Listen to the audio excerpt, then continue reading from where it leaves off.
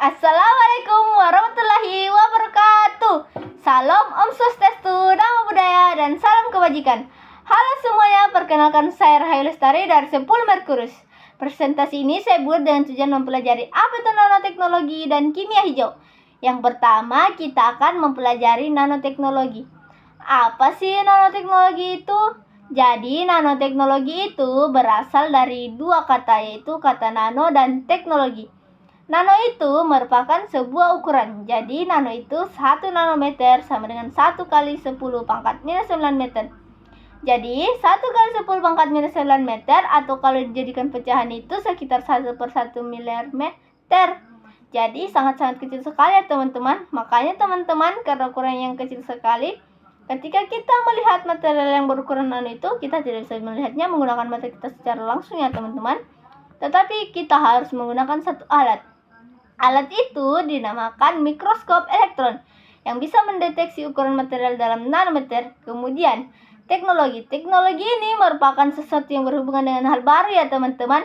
Ini artinya adalah nanoteknologi yang merekayasa material dalam ukuran nano atau dalam ukuran 10 pangkat minus 9. Mengapa nanoteknologi itu dibutuhkan? Karena memang semakin lama semakin diketahui bahwa sifat-sifat material yang dalam ukuran besar dan sifat-sifat material dalam ukuran kecil ternyata memiliki perbedaan yang jauh.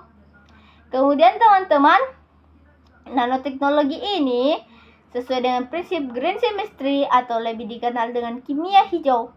Pada poin kedua itu memaksimalkan nilai ekonomi suatu atom. Jadi yang seperti kita bahas tadi, bahwasanya ketika kita menggunakan nanoteknologi, maka kita bisa merekayasa, memanipulasi, dan mengontrol atom-atom di dalam level yang sangat kecil sekali. Oleh karena itu, hal ini juga berarti kita memaksimalkan nilai ekonomi suatu atom. Bahwasanya kita bisa mengontrol apa saja atom yang kita butuhkan, itu bisa menjadi terminimalisir dengan adanya nanoteknologi. Ketika kita belajar nanoteknologi nantinya teman-teman sekalian akan menemukan istilah yang hampir mirip. Di antaranya ada istilah nanoteknologi, ada istilah nanomaterial, dan ada istilah nanopartikel. Kalau istilahnya nanoteknologi berarti kita sedang berbicara tentang teknologinya ya teman-teman, atau mungkin cara-caranya. Jadi nanoteknologi kita berbicara dengan teknologi yang mampu merekayasa material dalam ukuran nanometer. Kemudian apa itu nanomaterial? Nanomaterial itu adalah material yang memiliki struktur atau dimensi di skala nanometer, yaitu 1 sampai 100 nanometer. Sedangkan nanopartikel adalah partikel yang berukuran 1 sampai 100 nanometer dan memiliki sifat fisika dan kimia yang berbeda dengan material yang lebih besar. Apa contoh nanomaterial? Contoh nanomaterial adalah nanosilver. Nanosilver merupakan partikel perak silver dengan ukuran 1 sampai 100 nanometer. Sifat nanosilver adalah menghancurkan mikroorganisme infeksius seperti virus dan bakteri. Pemanfaatannya untuk produk makanan sehari-hari, masker, dan pembalut. Kemudian yang kedua itu ada green chemistry atau dikenal dengan kimia hijau. Kimia hijau adalah cabang ilmu kimia yang berfokus pada perancangan produk dan proses kimia yang ramah lingkungan, bertujuan untuk mengurangi dan menghilangkan penggunaan dan produksi zat berbahaya bagi manusia dan lingkungan. Konsep ini mendorong efisiensi. Ada 12 prinsip kimia hijau. Di antaranya adalah mencegah limbah, memaksimalkan nilai ekonomi suatu atom, sintesis kimia yang bahannya sedikit, mendesain proses yang melibatkan bahan kimia yang aman. Yang kelima, menggunakan pelarut dan kondisi reaksi yang lebih aman.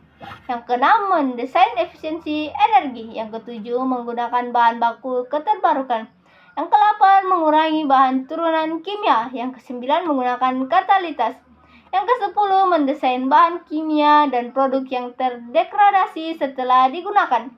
Yang ke-11, menganalisis untuk mencegah polusi. Yang ke-12, mencegah potensi kecelakaan. Tujuan kimia hijau untuk mengurangi penggunaan dan pembuatan bahan kimia berbahaya dari sisi perencanaan maupun proses.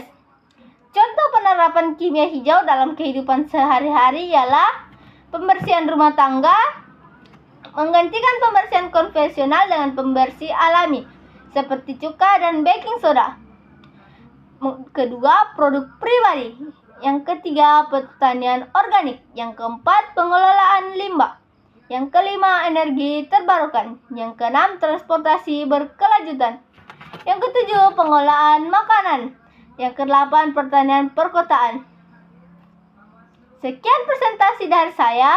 Kurang dan lebihnya mohon dimaafkan. Wabillahi taufiq wal hidayah. Wassalamualaikum warahmatullahi wabarakatuh.